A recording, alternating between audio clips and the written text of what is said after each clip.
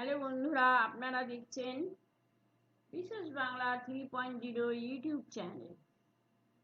হ্যাঁ বন্ধুরা, এই চ্যানেলে আমি বাংলা স্মরণীয় বরণীয় মনীষীদের জীবন কথা সংক্ষেপে বলে যাচ্ছি। যদি ভালো লাগে লাইক শেয়ার সাবস্ক্রাইব করবেন আর কমেন্ট করেছেন বেগম রোকেয়া তাদের অন্যতমা। তাকে আমরা একাধারে একজন সাহিত্যিক এবং সমাজ সংস্কারক বলতে পারি।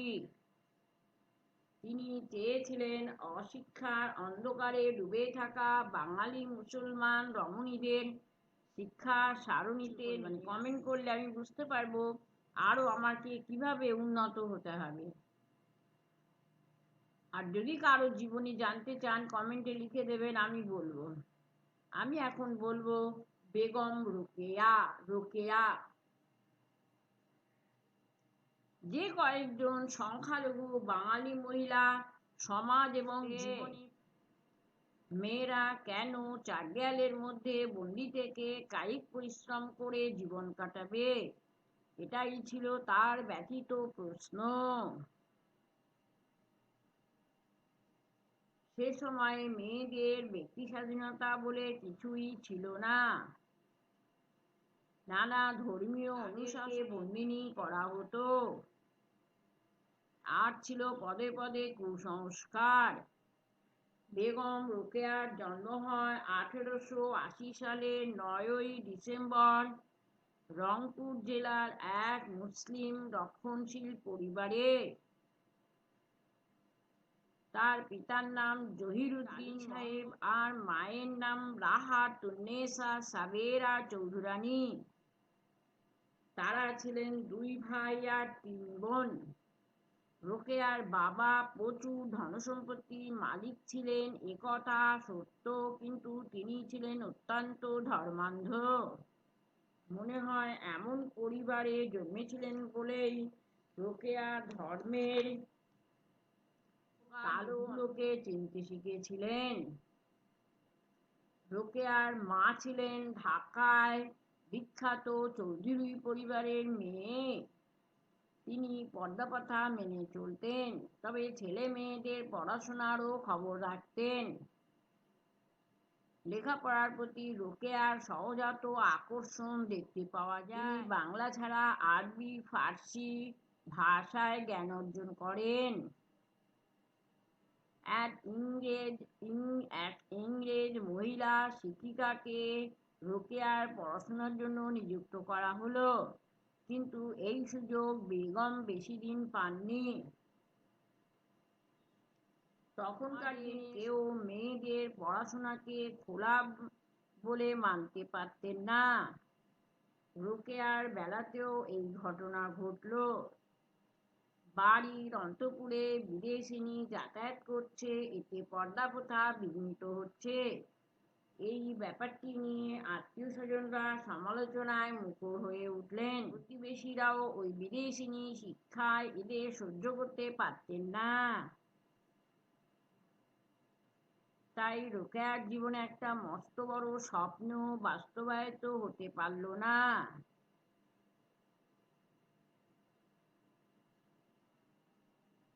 9-10 বছরের বালিকা হলে কি হবে? রোকেয়া ছিলেন অত্যন্ত বুদ্ধিমতী।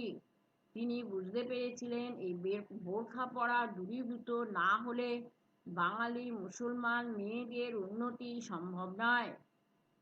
রোকেয়ার বড় দিদির বিয়ে হয়েছিল মাত্র 13 বছর বয়সে।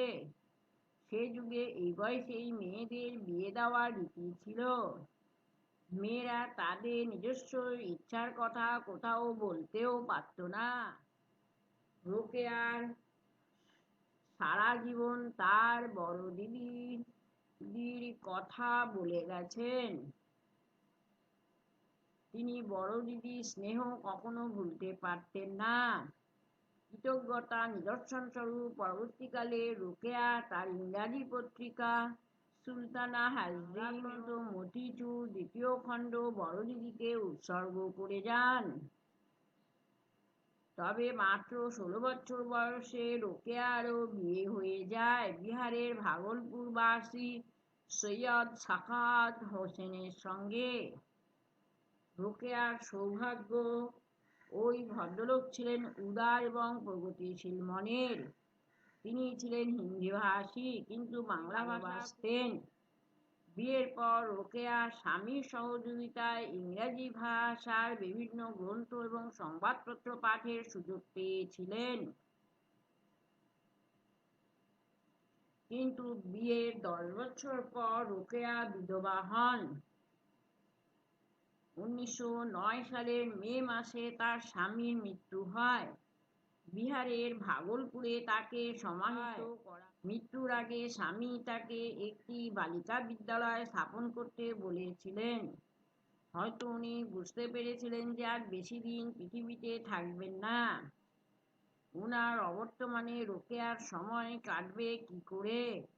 তাছাড়া রোকেয়া যে মহিলাদের উন্নতিতে আন্তরিকভাবে প্রয়াসী এই খবরও তিনি জানতেন। স্বামী রোকেয়া ভাগলপুরে সাখাওয়াত মেমোরিয়াল গার্লস স্কুলের ভিত্তি স্থাপন করলেন। কিন্তু সাখাওয়াতের প্রথমা স্ত্রী, কন্যা এবং জামাই সম্পত্তি নিয়ে দুর্ব্যবহার করতে থাকেন। শেষ পর্যন্ত 1910 সালে 3 ডিসেম্বর রোকেয়া কলকাতায় চলে আসেন। কলকাতায় একটি গার্লস স্কুল পড়েন। এইটাই সাখাওয়াত মেমোরিয়াল গার্লস স্কুল নামে স্বীকৃতি পেয়েছে। 1910 সাল থেকে বেগম রোকেয়ার লেখা গল্প, প্রবন্ধ বিভিন্ন ছাপা হতে থাকে। তার লেখনীর মধ্য দিয়ে তিনি অসহায় নারীর জীবনের ব্যর্থতা, হাহাকারকে পাঠক পাঠিকার সামনে তুলে দিতে চাইলেন। পরপর 5টি বই প্রকাশিত হলো: মতিচুর, সুলতানা হাজরিন, মতিচুর দ্বিতীয় খণ্ড, পদ্মরাগ এবং অবরোধবাসিনী। রোকেয়া প্রধানত লেখা লিখতেন। 1932 সালে 9 ডিসেম্বর এই মহিয়সী রোকেয়া বেগমের মৃত্যু হয়।